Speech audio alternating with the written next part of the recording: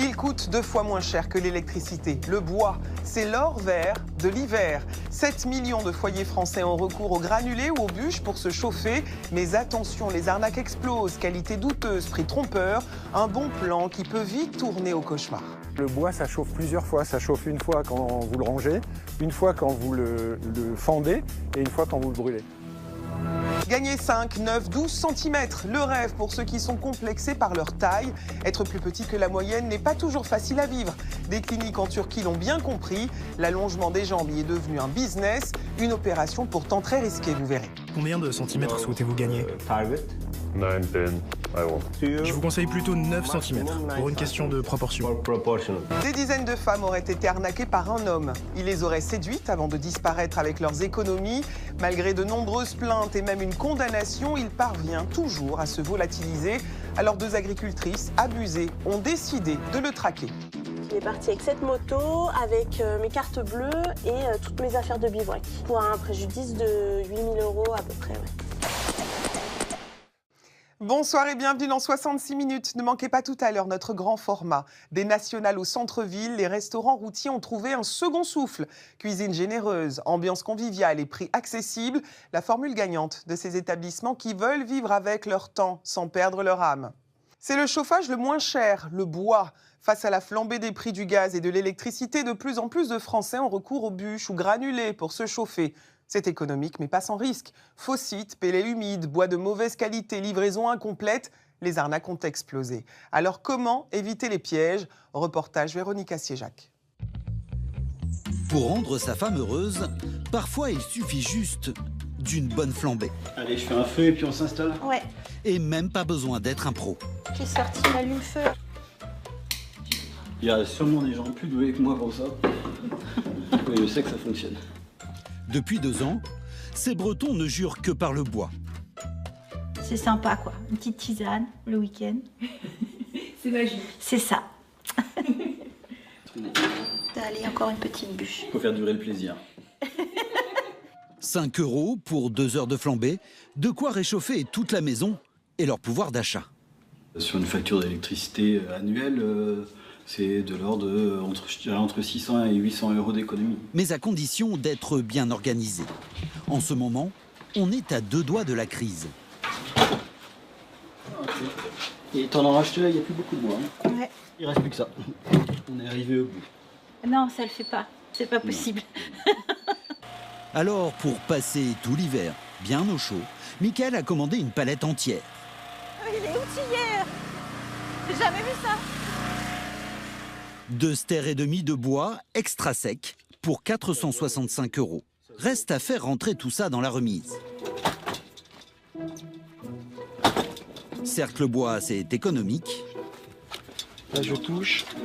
Mais il faut donner de sa personne. Finalement, vous allez vous réchauffer?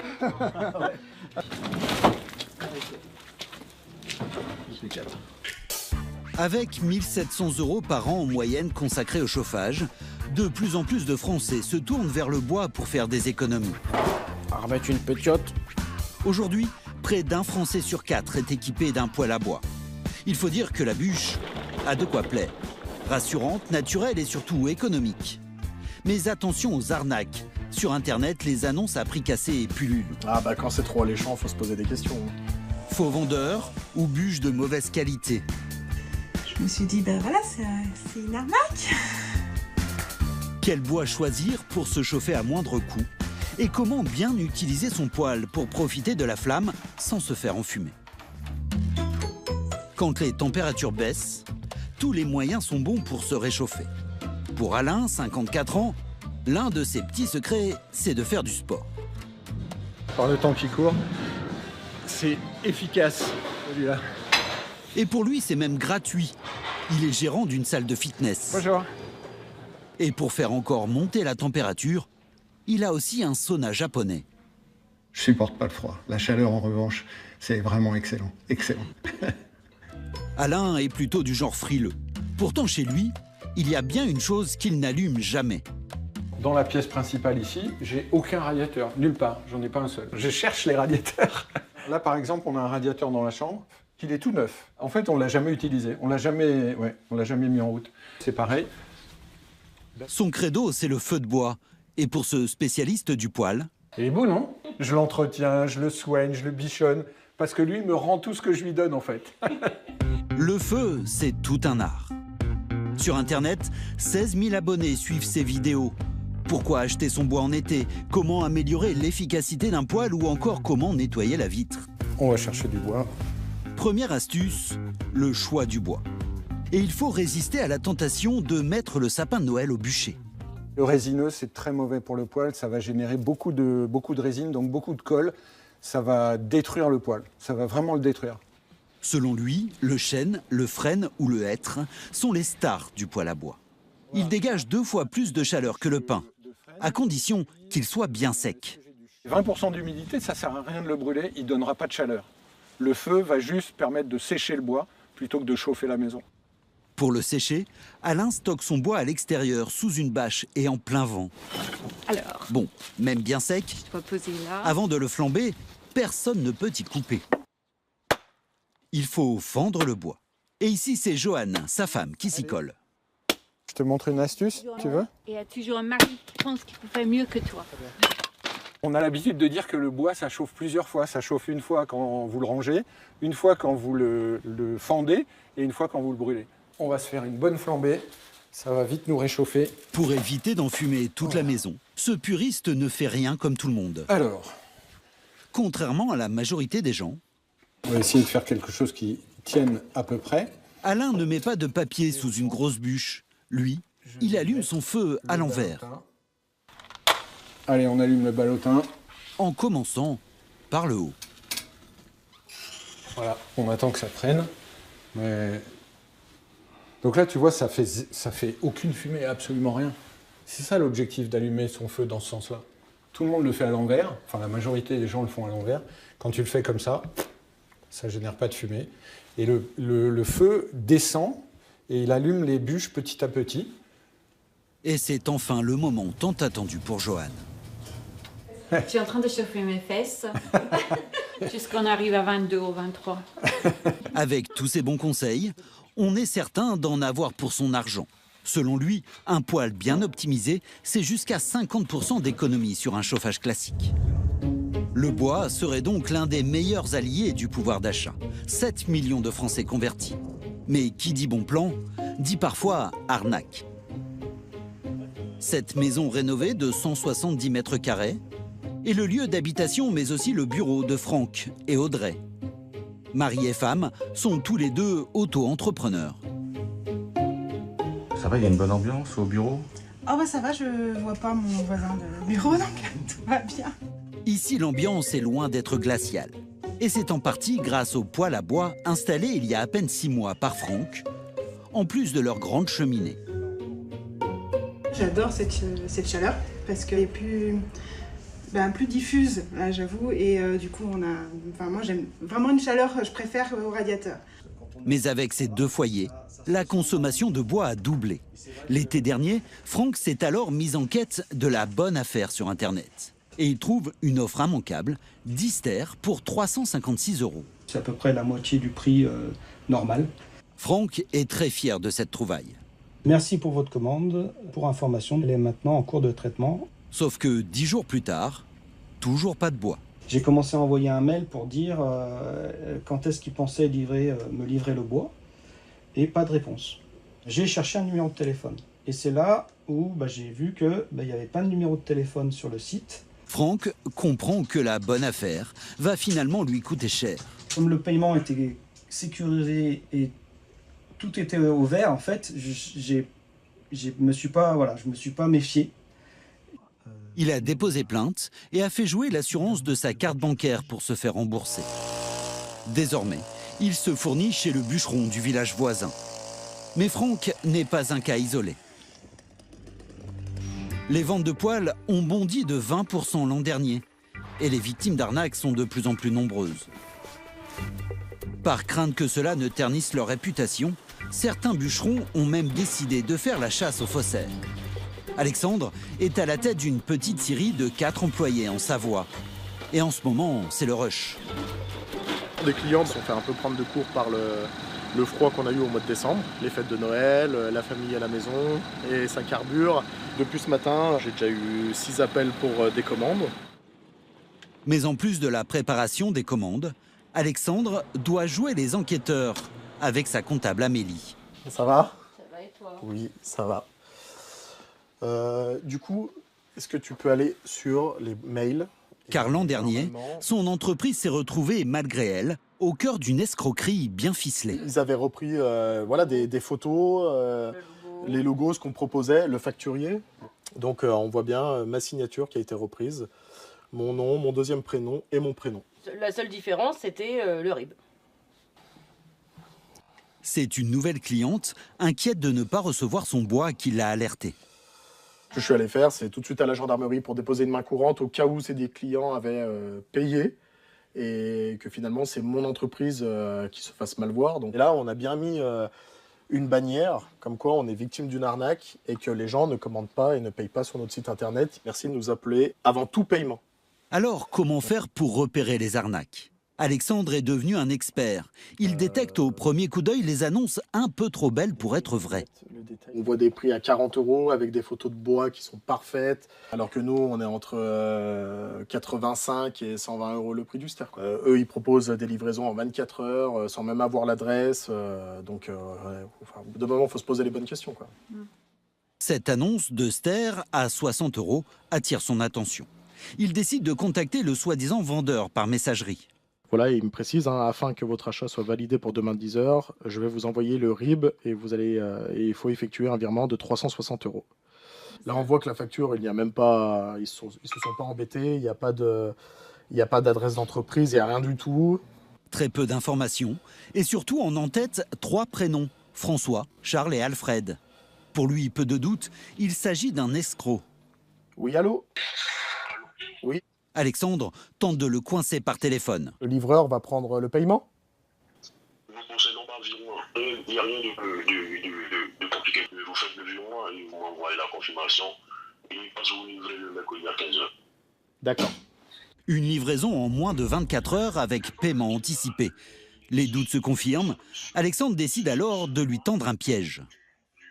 Vous pouvez me dire votre nom et prénom précisément ? Comme je vous l'ai envoyé. Ah, d'accord. Donc, du coup, c'est Jean-Marc Aubert. C'est bien ça. Ah, d'accord. Parce que sur la facture, ce n'était pas ce nom-là. La facture que vous m'avez envoyée, vous avez marqué François-Charles Alfred.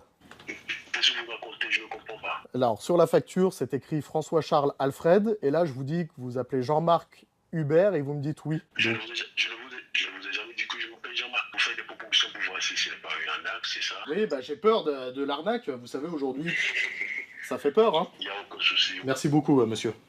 Au revoir. Enfin, voilà, c'est un montage, une arnaque complète. Ouais. Alexandre remonte régulièrement ce type d'escroquerie aux autorités. L'an dernier, 700 signalements d'arnaque aux boîtes de chauffage ont été recensés, 2 fois plus que l'année précédente.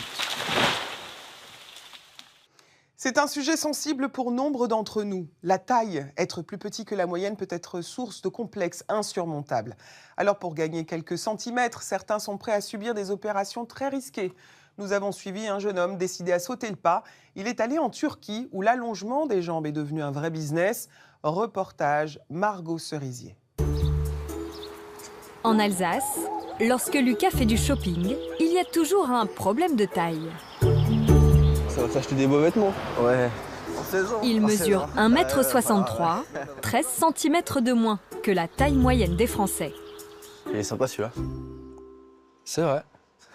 Faut que tu m'aides. J'arrive. Merci. Je suis ton petit héros aujourd'hui. Alors, il prend soin d'être toujours accompagné. Mais ouais, ça aide quand il y a quelqu'un. C'est toujours plus simple que de sauter et de s'embêter à aller le chercher. Je te laisse le remettre. Yes, ça marche. Il est venu aujourd'hui avec son ami Hugo pour faire du repérage avant les soldes. Il y a du S. Mais je veux bien que tu m'aides parce que... Tu sais que même pour moi, il est où là? C'est vraiment pas adapté à tout le monde du tout là. Et même en prenant la plus petite taille, il vaut mieux tout essayer. Ça va? Ouais, c'est ample quand même. Hein. C'est oversize. En fait, ouais, il est un peu large. C'est pas top. La preuve avec ce maillot en taille S, beaucoup trop long pour son buste. Cette fois-ci, Lucas va devoir se rendre au rayon enfant. Ouais, je vais mettre l'aide. Ah là, il y en a un. Là, 16 ans, Bayern, maillot domicile. Tiens, merci.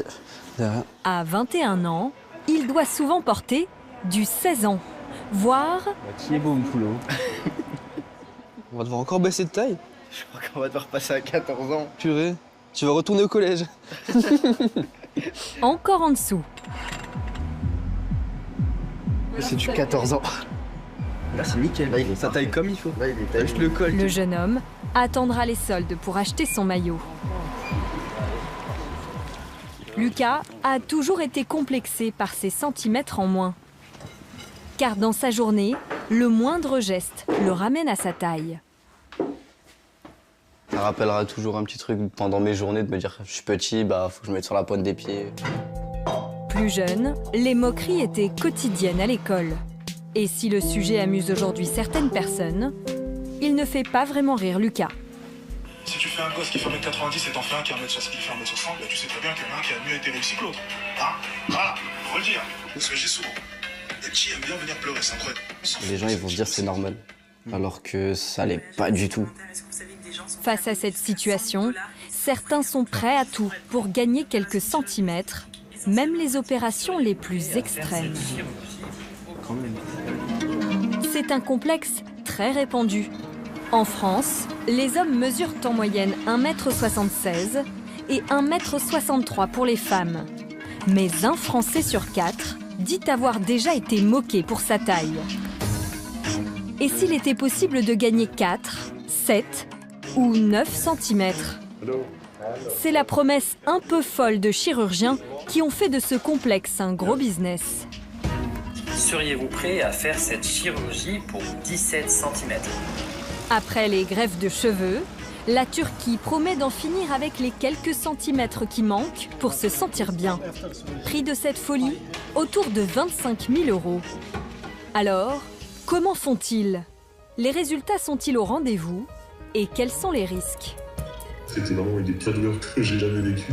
9 cm, honnêtement, ça change toute une vie. Enquête sur ce nouveau marché grandissant.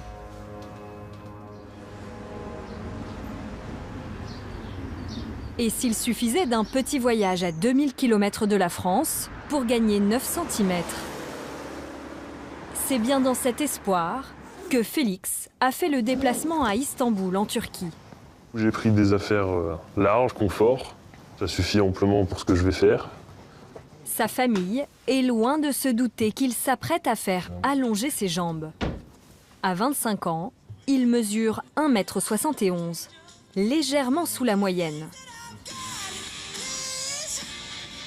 Et ce sont ces vidéos qui l'ont convaincu. C'est sûr que les réseaux, c'est rassurant, dans le sens où on voit plein de personnes différentes, avec des âges différents, des corps différents, le faire. Félix exerce un métier où il est régulièrement au contact de clients. Il ne supporte plus d'être mal à l'aise. C'est un complexe mental que j'ai sans aucune raison valable, mais il est là, donc je fais en sorte de l'enlever. Pour 30 000 €, il espère repartir de Turquie en mesurant 1,80 m, 9 cm de plus qu'à l'aller. À ce prix, l'hôtel, le transport et les soins médicaux, tout est compris et organisé par une entreprise spécialisée. L'opération débute 24 heures plus tard. Des fois, je regrette pas, mais j'appréhende. J'ai peur un peu De l'intervention. Ouais, ça fait peur quand même. Ça fait peur. D'être dans un autre pays pendant plusieurs mois qu'on connaît pas. C'est sûr que faire en France, c'est plus rassurant. Sauf qu'en France, Félix ne pourrait pas se faire opérer juste pour se sentir mieux. Il faut une raison médicale. Pour le rassurer, l'entreprise a tout prévu. Bonjour, comment allez-vous? Il sera accompagné d'Elif tout au long de son séjour. On va d'abord vous enregistrer à l'hôpital. Comment s'est passé votre vol? Elle l'accompagne partout. Bonjour, bienvenue. Y compris lors du rendez-vous avec le chirurgien. Est-ce que vous fumez? Non. Pas de cigarette, d'accord. Est-ce que vous prenez des médicaments? Parlez juste de la testostérone. Après une rapide consultation, vient la question tant attendue. Combien de centimètres souhaitez-vous gagner? 9, 10, I want. Je vous conseille plutôt 9 cm pour une question de proportion. Le risque avec 10 cm, c'est de déséquilibrer le corps avec des tibias trop petits par rapport à la taille des jambes. Mais Félix tente de négocier. And 9.5, no. Si vous n'avez pas de problème de nerfs ou de rigidité, oui, vous pourrez aller jusqu'à 9,5 cm. Vendu pour 9 cm et demi. Votre objectif est bien de 1,80 m? Ah oui, oui, c'est bien. Ouais, c'est ce que je veux. Ça fait longtemps que j'attends ça. Félix est soulagé. Il ne présente aucune contre-indication à l'opération. L'élasticité est modérée, ni mauvaise, ni très bonne. Elle aura lieu dans quelques heures. Si Félix espère bien réaliser son rêve, c'est grâce à cet homme. Tout va bien? Ibrahim Algan. Il a créé cette entreprise il y a 10 ans et dit avoir accompagné plus de 700 clients. Demain, on aura des Français, c'est ça? Oui, et aujourd'hui, un patient d'un pays arabe. Un grand succès pour un homme sans aucune formation médicale. Cet ancien instituteur était lui-même très complexé par sa taille, persuadé qu'il ne trouverait jamais l'amour du haut de son 1,60 m. C'est la taille moyenne pour une femme. Mais maintenant, je mesure 1,72 m. Et j'en suis heureux. Il a gagné 12 cm et a été l'un des premiers à subir cette opération à visée esthétique en Turquie. À l'époque, il raconte son histoire sur un blog. Les messages sont si nombreux qu'il lance alors une sorte d'agence de voyage pour touristes complexés avec des formules all-inclusive. Nous proposons des forfaits pour l'allongement des jambes qui incluent l'hébergement, les médicaments, le ménage, les consultations, les transferts VIP. Il y a même le hammam turc. Félix, lui, a opté pour le package le moins cher. Pas d'option, juste les soins, le logement et le voyage. L'intervention dure 3 heures.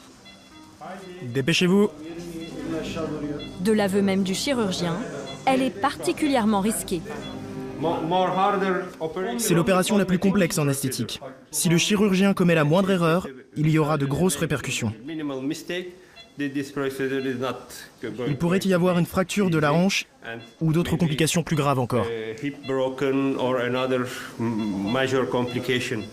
Le médecin va insérer une tige métallique dans le fémur. Elle sera progressivement agrandie pour allonger les jambes. L'Institut ne nous a pas autorisé à retrouver Félix après son opération. Ce n'est que quelques jours plus tard que nous pouvons échanger en visio avec lui. Il faut s'attendre à une énorme douleur. Moi, en tout cas, c'était vraiment une des pires douleurs que j'ai jamais vécues. Honnêtement, vu comment je vivais avant, avec le complexe que j'avais qui me détruisait entre guillemets mentalement, donc je regrette pas d'avoir fait ça. Mais c'est vrai que le Français va rester 5 jours à l'hôpital avant d'entamer une longue rééducation de 3 mois au sein de cet hôtel. Comme Kadir, ce Turc a subi la même intervention il y a 2 mois. Bonjour, bienvenue. Comment allez-vous aujourd'hui? Je vais bien. Depuis, il a déjà gagné 7 cm grâce à ce mouvement qu'il doit effectuer toutes les 6 heures. L'autre côté, quand je tourne, je suis content parce que je grandis et la fin du processus se rapproche. 1 mm chaque jour jusqu'au retrait de la tige en métal. En attendant, Kadir doit suivre un programme de rééducation intensif pour muscler ses jambes. Gauche, droite. Il est fort. Il s'en sort bien. L'opération a de quoi faire rêver, mais elle n'est pas sans risque. En France, les médecins comme Catherine Berger-Gallet présidente du syndicat national des chirurgiens plasticiens français, alerte sur les complications pour quelques centimètres en plus. C'est absolument pas une intervention anodine, c'est une intervention à risque. Vous pouvez vous retrouver dans l'incapacité de marcher avec des mois et des mois de cicatrisation, d'antibiothérapie. Quelques jours après son opération en Turquie, la jambe de Félix, le Français, s'est infectée. Une complication qui peut notamment s'expliquer par l'environnement post-opératoire. Vous me demandez s'il est logique que les soins post-opératoires soient délivrés dans un hôtel. Je vous dis non.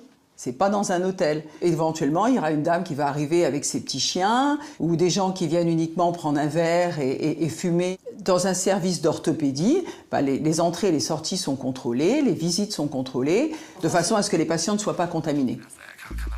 À ce jour, 2 mois après l'opération, Félix a gagné 8 cm.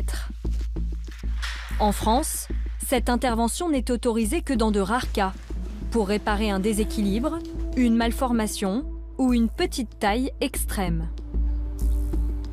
À Missillac, en Loire-Atlantique, elle a changé la vie de Manon il y a 6 ans. Non, je me sens beaucoup mieux qu'avant. Déjà, je me regarde, je m'apprête. Avant, j'avais du mal. Grâce à cette intervention, la jeune femme a gagné 5 cm. Elle mesure aujourd'hui 1,50 m et participe même à des concours de beauté réservés aux plus petites. Ça, c'est la robe que j'ai portée le jour de mon élection. M'a porté chance, du coup, puisque j'ai été 2e dauphine. J'ai pu montrer que je pouvais faire comme tout le monde, en fait. Je pouvais moi aussi défiler, moi aussi je pouvais me sentir belle, je pouvais m'affirmer. Et non, c'était une belle revanche. Manon est atteinte d'une maladie génétique qui a stoppé sa croissance. À 16 ans, alors qu'elle avait atteint sa taille adulte, elle mesurait 1,45 m contre 1,63 m en moyenne. Vous voyez là que j'étais la plus petite sur les photos. Tu vois. Pour une tête, mais presque. C'était vers la fin, donc ça allait. Avec le soutien de son papa, elle a bénéficié de cette opération dans l'Hexagone. Tout ça. Là, on avait fait la radio et là, on a vu que c'était bien fracturé, fracture déplacée. Malgré une prise en charge très encadrée, son fémur s'est fracturé. Manon a dû subir une seconde opération de 9 heures, extrêmement douloureuse. Ça a donné ça. J'ai eu de la chance, que le chirurgien était super, que lui, il a été réactif et que je puisse remarcher, j'ai eu de la chance. S'en est suivi 6 mois de rééducation dans un centre spécialisé. Et les piscines, c'est des exercices de combien de temps? J'avais à peu près 3 heures de kiné le matin et 3 heures de kiné en piscine l'après-midi. Un bouleversement pour Manon. Mais cette opération reste extrêmement rare en France. Seule une centaine de patients y ont recours chaque année.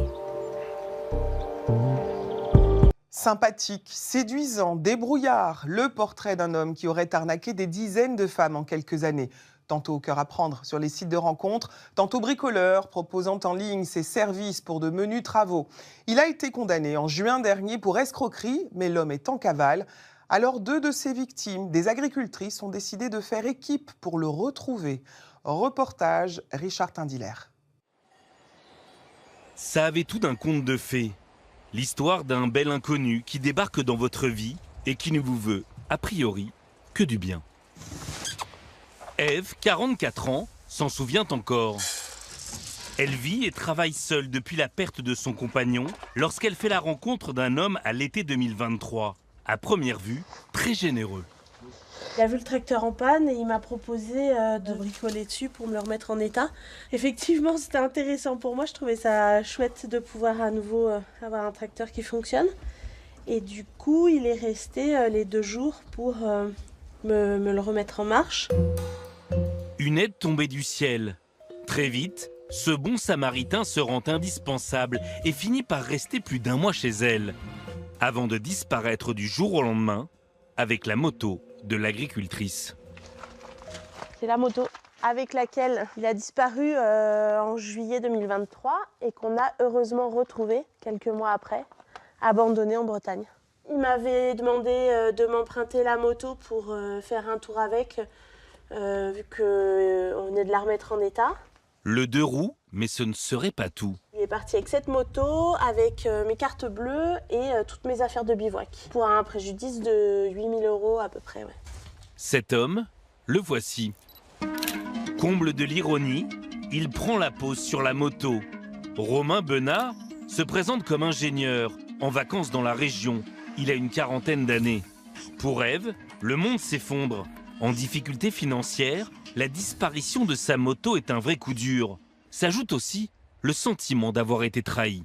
Une personne super gentille, agréable, serviable, et qu'au fur et à mesure, je m'étais posé la question de...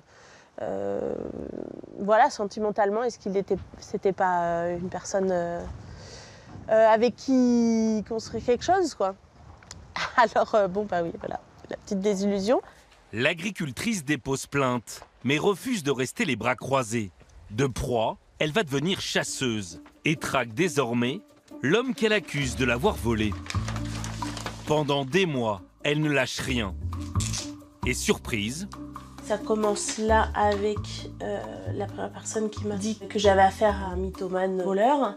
On nous a appelés, hop, ici. Il aurait été vu en Corrèze ou encore dans l'Aveyron. Ève découvre alors qu'elle n'est pas la seule. Des dizaines de personnes ont croisé la route de cet homme. Alors là, il y a plusieurs victimes dans le coin de Bordeaux. Je me suis aperçue surtout qu'il bougeait tout le temps, qu'il il restait au maximum 3 semaines, 1 mois chez ses victimes et qu'il se déplaçait partout en France. Grâce aux réseaux sociaux, Ève identifie près de 40 personnes qui se disent victimes du même homme. C'est qu'il a été repéré par là. Elle a même mis au point une stratégie pour le piéger. Il sillonne les routes de France depuis près de 20 ans. Il aurait arnaqué des hommes, mais surtout des femmes qui ont croisé son chemin. Après une histoire d'amour ou avoir rendu service, il serait reparti avec toutes leurs économies et leurs véhicules. Qui est cet homme aux 1000 visages qui se fait appeler tour à tour Romain, Gabin, Maël ou encore Nico? Ça ne vous regarde pas. Venez pas me casser les pieds. Au revoir. Non. Pourquoi il est... Nous, on a sympathisé parce que justement, il était très avenant et très sympathique. Il semble insaisissable. Et pourtant, plusieurs femmes sont à ses trousses, bien décidées à le retrouver. Faut qu'on creuse d'autres pistes. Je sais pas si t'as des idées. Il va falloir qu'on réfléchisse à d'autres centres d'intérêt qu'il avait. Qui mettra la main sur ce voyageur insaisissable? L'une des toutes dernières personnes qui a eu affaire à cet homme nous a donné rendez-vous chez elle dans le sud de la France, à condition de ne pas révéler son identité. Comme plus de 7 millions de Français, celle que nous appellerons Clotilde se rend régulièrement sur les applications de rencontres. En novembre dernier, la quarantenaire commence à discuter avec un nouvel homme. C'est un profil avec des photos d'un homme sur un bateau, mais sans qu'on reconnaisse le visage. On s'est dit qu'on pourrait se rencontrer. Cette première rencontre, en tout cas, me donne une impression de quelqu'un de sympathique, de quelqu'un qui est à l'écoute. Après cette rencontre, il y a de nouveaux textos, alors là, qui sont peut-être un peu plus dans la séduction. Pour Clotilde, il sera Gabin. Un homme là encore prévenant, doux, et comme elle, adepte de randonnée. Comme à son habitude, il drague, puis s'incruste. Et donc, il est venu chez moi. Et moi, je faisais mes obligations pendant que lui restait chez moi, la journée. Et on se voyait que le soir. L'homme multiplie les allées et venues, soi-disant pour raisons professionnelles. Après 3 semaines, il lui annonce son départ. À ce moment-là, il me dit qu'il a écrit une carte et que je pourrais la lire après son départ. Et moi, je devais partir en randonnée le week-end. Je lui propose de lire cette carte pendant ma randonnée. Au milieu de la randonnée, j'ouvre donc cette enveloppe. Et en fait, il y a une carte dedans, mais sans aucun mot de sa part. Donc là, je me dis qu'il y a une entourloupe, d'autant plus qu'il m'a laissé un message vocal dans la matinée en me disant j'ai plus de batterie, je ne pourrai pas répondre à tes messages, désolée pour tout ça. Méfiante, elle se précipite alors chez elle pour vérifier si rien ne manque. Ça me paraissait quand même un peu plus gros que juste un type qui a disparu du jour au lendemain. Et en effet, je m'aperçois de la disparition de 3 pièces d'or dont j'avais hérité. Le préjudice est estimé à près de 2 000 €, Selon elle, l'homme serait responsable. Elle dépose plainte auprès de la gendarmerie. L'homme aurait commencé dans les années 1990 et aurait floué plus d'une quarantaine de personnes. Des cartes de crédit pour certaines, des motos ou des voitures pour d'autres, ou encore de l'argent liquide, jusqu'à 15 000 € pour une agricultrice, toutes ses économies. L'hiver, il choisirait plutôt ses victimes sur Tinder, des femmes célibataires comme Clotilde, parfois même avec des enfants. L'été, il migre à la campagne, où il devient bricoleur volontaire, comme pour Ève, l'agricultrice. Ou encore Cassandra, qui cherchait de l'aide pour refaire son toit, au printemps dernier. Il lui écrit alors: Mais votre annonce est touchante. Du coup, je peux venir vous aider pour finir. Le truc, j'habite pas à côté. Si jamais, il faudra trouver une solution. Au mois de mai, il s'installe dans son appartement le temps des travaux. Coucou, je viens d'arriver au moulin là et du coup je marche vers l'appart là. Je devrais arriver d'ici un petit quart d'heure. Il ne reste que 10 jours et disparaît de nouveau. Quelle est sa véritable identité? Il s'appelle en fait Frédéric, originaire de Maine-et-Loire. Nous avons retrouvé sa trace à quelques kilomètres d'Angers, dans un petit village d'à peine 2000 habitants. Ou plutôt, celle de ses parents. Oui, c'est pour Frédéric. Ouais, je suis... Niet, au revoir. Attendez, madame, s'il vous plaît, madame. Une minute. Ça ne vous regarde pas. Venez pas me casser les pieds. Au revoir, monsieur. Ah, madame, attendez. Non. Pourquoi il est... L'accueil est glacial. Et pour cause, le couple a coupé les ponts avec son fils il y a 20 ans. Après quelques minutes d'échange, ils acceptent finalement de nous parler, mais veulent rester anonymes. C'est la toute première fois qu'ils s'expriment auprès d'un média. Là. Il était très beau, mon fils, ça c'est sûr. Je pense qu'il arrivait à arnaquer les gens avec son physique. Né en 1979, Frédéric grandit auprès de sa grande sœur et de ses parents. Son père est chauffeur routier. Sa mère a longtemps été au chômage. La famille a peu d'argent, mais le garçon rêve d'une vie flamboyante. C'est un enfant il voulait tout, mais sans rien faire.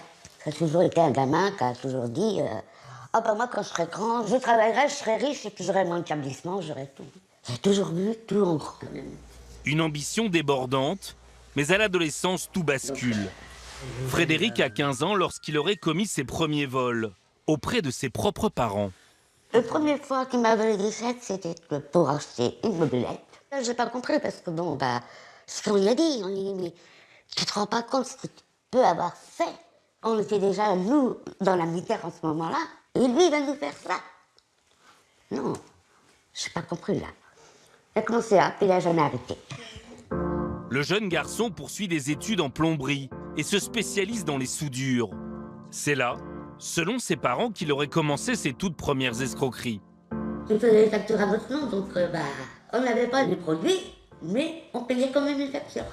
C'était de la plomberie, des robinets par-ci, des robinets par-là. C'est là que son ancien patron m'a dit, oui, mais il nous doit ci, il nous doit ça, il nous doit ça. Je dis, on va payer, on sera tranquille, c'est à notre dos, on paye. Et puis c'est tout. Montant des dettes, 3 800 €. Après un incident de trop, sa maman le met dehors. J'ai dit, tu fais ta valise et tu t'en vas d'ici, je ne veux plus te voir. Je ne veux plus entendre parler de lui, surtout. C'est arrivé à un point où il me rend malade, là.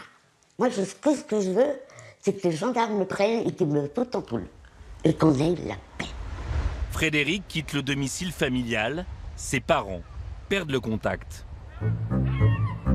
Nous retrouvons sa trace à Morlaix, dans ce port de Bretagne. En 2020, il y réside avec une femme pendant près de 2 ans, à bord d'un voilier. Il ne nous faut pas plus de 5 minutes pour rencontrer quelqu'un qui l'a connu sous une nouvelle identité. Son visage me revient bien, il était un petit peu moins barbu, mais...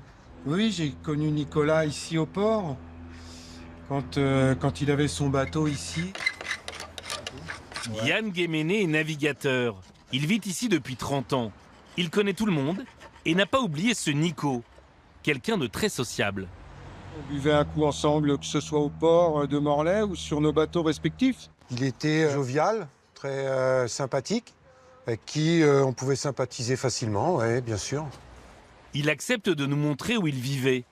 A priori, une vie de famille tranquille. Son bateau était là, il vivait avec sa femme et ses 2 enfants. Un voilier de 15 mètres, semblable à ce modèle, enregistré au nom de sa compagne, auprès du port. Le couple aurait plein de projets. Il prévoirait même de traverser l'Atlantique. Nicolas aurait besoin de fonds pour ce voyage. Un jour, il a été contacté par le propriétaire de ce bateau pour faire des travaux dessus, moyennant finance, bien entendu. Après, je pense que c'est là où il y a eu l'arnaque, parce qu'en fait, il n'a jamais travaillé sur le bateau, il a pris la somme d'argent et il s'est barré avec. Son ex-compagne est condamnée en 2022 à rembourser les 17 400 € avec lesquels il serait parti. En 2023, il a finalement été interpellé à Tarbes et placé en garde à vue, suite à la plainte d'une autre personne. Mais dans l'attente de son procès, il a été relâché et s'est de nouveau volatilisé. Il a été jugé en son absence en juin 2025 pour escroquerie et abus de confiance et condamné à 2 ans d'emprisonnement. Depuis, malgré un mandat d'arrêt, il court toujours. Mais à force de recherche, dans les Hautes-Alpes, Ève, l'agricultrice, a fini par retrouver sa trace il y a tout juste quelques semaines. On a décidé de mettre des annonces sur le Bon Coin pour essayer de lui tendre un piège, en fait, pour le repérer. Et effectivement, ça a fonctionné. On commence à bien le connaître. Avec d'autres victimes, elle met en ligne plusieurs fausses annonces de bricolage contre hébergement. Il y a quelques semaines, un homme a pris contact.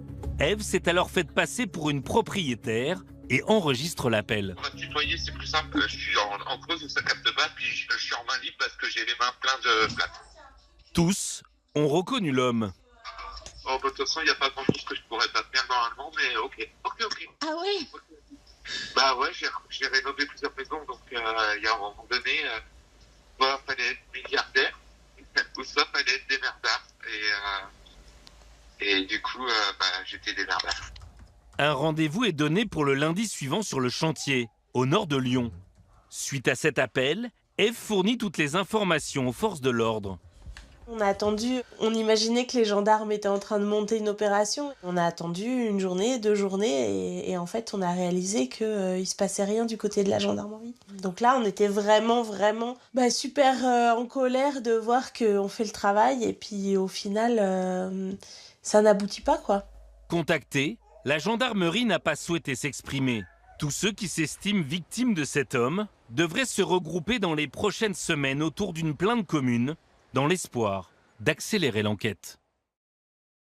Ne manquez pas dans un instant notre grand format en immersion dans les plus populaires des restaurants, les routiers. S'il n'en reste plus que quelques centaines contre 4000 dans les années 80, ils ont trouvé un second souffle en misant sur le fait maison et des prix très accessibles. Et vous verrez que le succès est au rendez-vous. À tout de suite.